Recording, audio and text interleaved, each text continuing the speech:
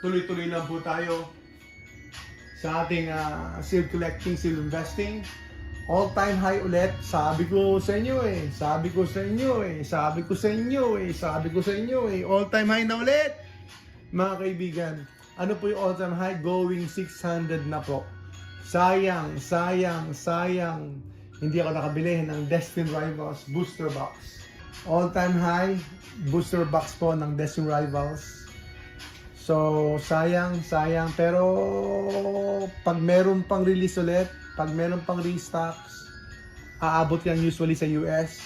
Sa Pilipinas, medyo, booster box po yan. So, susunggaban lang kaagad yan ng mga, alam nyo na, ng mga putakte. ng mga buhaya ba? Hindi ko alam. Susunggaban lang yan ng maraming hobbies, na maraming collector. Siyempre, booster box yan, bihirang-bihira. So, sa US pa lang, ubus na yan, booster box. Especially po, kapag ang release niyan, siyempre, ang release niyan nasa magkano? Magkano na ba ngayon ang MSRP sa US? MSRP is, sabihin natin, dati kasi parang $161, $169. Pero nung lately yon sa Pokemon Center. Pero yung MSRP, hindi yan MSRP for sure. Sa secondary market for sure, kapag nag-release yan, mababa na yung 250. Parang imposible yung 250 sa mga LGU, sa mga local card stores, LCS o LGU, sabi ko tuloy, LGS. Mababa na yung 300 kung meron ma-release, mga kaibigan. $300. Paano pa kaya yung McDo 30th anniversary kapag nilabas dito? Oo nga pala. Di ba, yun yung yun yung most graded card na. Yung sa McDo from Japan. Yeah, most graded na po yan. Hindi ko na po alam ang PSA graded cards na yon. More than 100,000 na yata yung ang tawag yung pop report. Pop report nun is around 100,000 at least na graded cards. So way too much. Sobrang dami. Grabe po yung hype nun, mga kaibigan. Grabe po yung hype nun. Sobra yung hype nun. Yeah, itong Destined Rivals, hindi ko alam, but it's running towards $600 na po. Or some are at least $600. Kaya kung merong tax pa sa US, it's going to be $650. Akala ko ang grabe sa hospital lang. Yung pala sa Pokemon din, grabe. Destined Rivals, and then yan po yung all-time high na naman.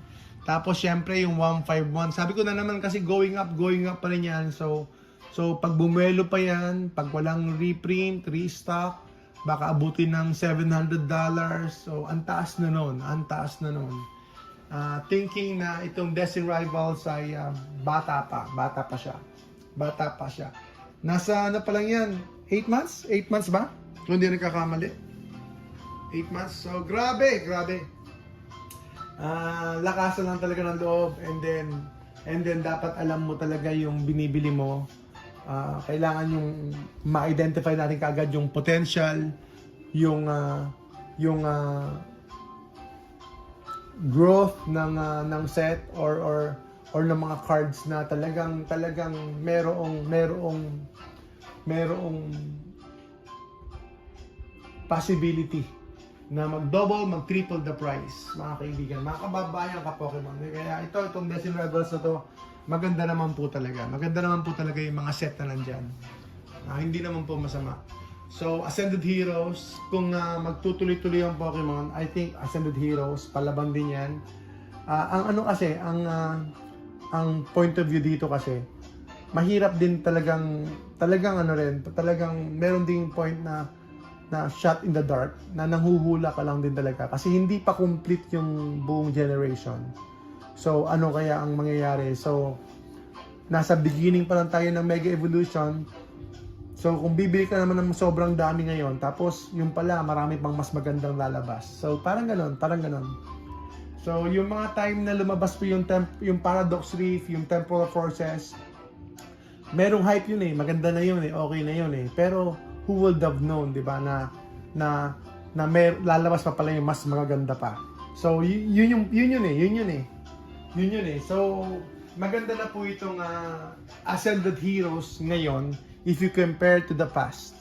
Compare to Prismatic Evolutions, compare to Destiny Rivals, i-compare mo siya. Pero hindi eh. Ang comparison lang din noon, at the end of the day, ay mostly doon sa kasama niyang set sa Mega Evolution Block.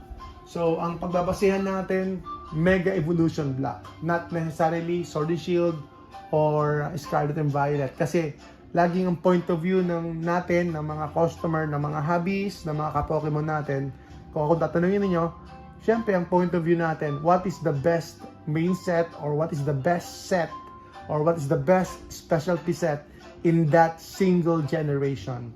Yun po yung babasihan natin, yun yung initial comparison natin eh. And right now, may potential po ang Ascended Heroes pero hindi pa kasi kompleto. Hindi pa kasi kompleto. So yun yung turnaround time, yun yung tao dito, yung parang siya, parang loophole po siya sa atin. In a way, kasi hindi pa tapos lahat.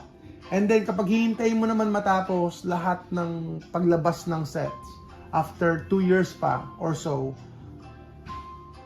doon naman baka malate ka naman na sa move mo, 'di ba? Lalo na itong Ascended Heroes maaga. Ascended Heroes medyo earlier set po siya, 2.5 if I'm not mistaken. So yun ba mga kaibigan, I think okay itong Ascended Heroes. It all depends kung all out kayo, makiramdam kayo, but I think for me, I'll take some position. I'll take some good position for me. Depende po syempre sa budget natin and then sa funding natin at depende po kay Commander. Perfect Order ay maraming negative. Kahit na I think Alpha Investment din niya rin yata gusto. Pero sabi niya parang breather, kailangan ng break muna yung bulsa natin. Okay naman, mas maganda kung hindi maganda yun. Ang aga kong binenta yung Celebrations ETB, boom boom boom, pati yung UPC, hindi pala yung Pokemon Center ETB ko na Celebrations, binenta ko ng maga, 12,000 lang ata or 10. Kung hindi nagkakamali. Sobrang mahal ng Ascended Hero, sobra talaga. Sobra, mas mahal pa sa Prismatic. Mas mahal pa ho sa Prismatic po ang Ascended Hero sa mga marketplace, sa mga secondary market, sa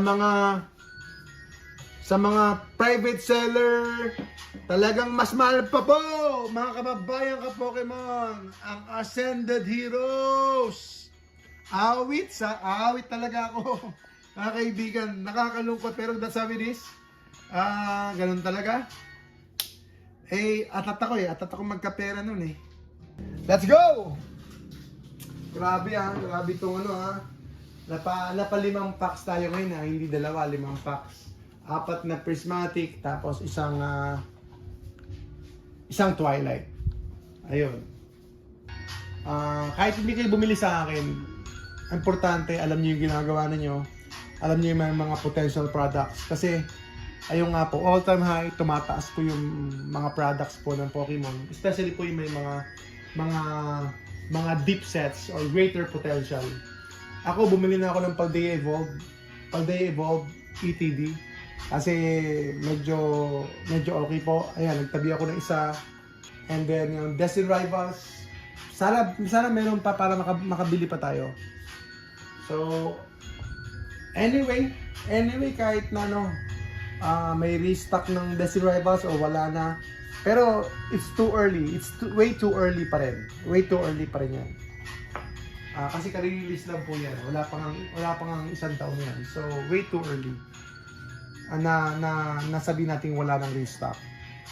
Most probably merong restock. Pero yung booster box, sana makaabot sa atin.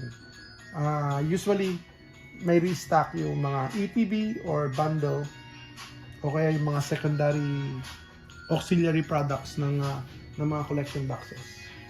Tinan nyo, sabi nila short printed ng temporal forces. Sabi nila dati, kaya bumili ako ng temporal forces, dinagdagan ko yung bili ko. Pero ngayon parang hindi masyadong popular ang temporal forces, including paradox leaf.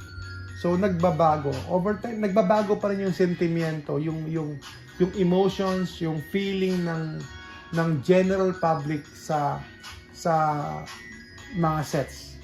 So nagbabago pa rin kasi parang parang merong realization pag may mga lumalabas na mga sets na bago. Ay, ito yung set na pangit o yung set na maganda. Tapos marirealize pa ng mga hobbies kung gaano kaganda yung set, gaano ka-deep. So tulad po ng Paldeevogue, so-so lang siya pero still contender siya mga kaibigan. Based po sa mga sentimento ng internet. Ayan. At tumataas din yung syempre prismatic evolutions. Tumataas din po siya pero pwede pang kumuha. Pwede pang kumuha. Sa tingin mo ngayon hindi po masama. Mga kaibigan. Tayo po, meron tayong mga promo prismatic. Ibibigay ko lang po sa inyo. Bibigyan ko ng isa, 8,000. 8,000 po. Yung prismatic ETB, 8,000 po. 8,000.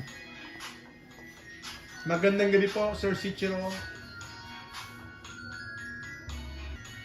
Yung Terrapagus, nabenta ko na yung Terrapagus ko. So, wala na po tayong available ngayon. More or less, wala na. Magdi-display na ako ng isa. Tignan nyo Terrapagus sold out. More or less, sold out na tayo sa Terrapagus. Terrapagus UPC sold out. Terrapagus UPC sold out. Sold out na. Sabi ko sa inyo, overtime yung mga products natin, mag-sold out tayo and then magpapalit tayo ng stocks, magpapalit tayo. Ako naman, mag-iiwan ako ng isa. Kung maswerte ako, then mga dalawa siguro. So, usually mag-iiwan ako ng at least sana isa. Yun po ang pinaka yung desire ko at saka dream ko, pangarap. Pero usually nabibenta ko lahat. Kaya sana may iwan yung isa for a very very very long time. Para po for generational wealth. Pamana ko sa aking mga anak. Iwan ko sa aking mga anak. Yun talaga yung tunay na paldo. Diba? Lalo na kung maganda-ganda yung set. Naku po. Diba? So, imagine nyo yung prismatic evolutions na yan. Paglipas po ng 20 years. 20 years. So, bata pa kayo noon. Karamihan naman sa inyo, mga 25 years old or younger or older, kulang 30s. So 20 years from now, 50 na kayo or 40 plus, naku po. Bata pa kayo. I think bata pa kayo. Bata pa kayo noon. Mga kaibigan. Kapag 20 years from now. So imagine that we're here for the long term at ma-enjoy din naman ng ating mga anak, ma-enjoy ng ating ano kaya sabihin ko? Apo kaagad. Ayun. Yung next generation, yung prismatic evolutions, yung mga available po ngayon. Evolving Skies, yan, yung mga nakapagtabi ng Evolving Skies, congrats.